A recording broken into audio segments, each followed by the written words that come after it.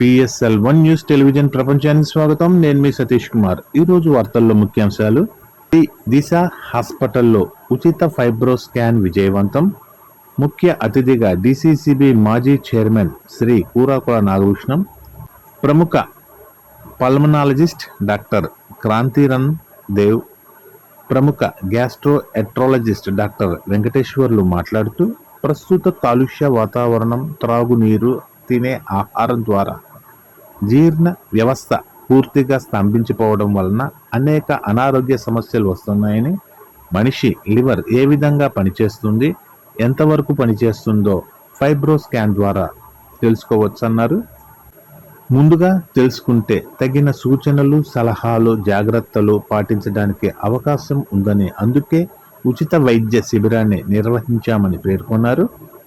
ఈ సందర్భంగా మేనేజ్మెంట్ మేకల సుగుణాకర్రావు గారు మాట్లాడుతూ, శ్రీ దిశ హాస్పిటల్ సామాన్య ప్రజలకు అందుబాటులో కార్పొరేషన్ వైద్యాన్ని తీసుకురావటమే లక్ష్యంగా పనిచేస్తుందని తెలియజేశారు.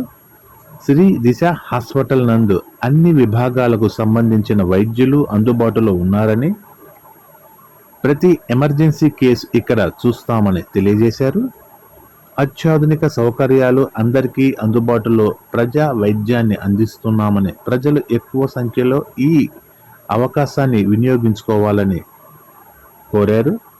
ఈ కార్యక్రమంలో యాదవ సంఘం జిల్లా అధ్యక్షులు కోడి లింగయ్య, కాంగ్రెస్ పార్టీ జిల్లా కార్యదర్శి ముడుముంతుల గంగరాజు, ప్రముఖ వ్యాపారస్తులు కమతం రామకృష్ణ, సింగాల భిక్షం, మాజీ corporator Kurakula Valaraju, Telangana journalist union జిల్లా ప్రధాన కార్యదర్శి చిర్రా రవి, ప్రముఖ జర్నలిస్టు మంద ఉపేందర్ మరియు రమేష్, అనిల్, అజయ్, హాస్పిటల్ సిబ్బంది పాల్గొన్నారు.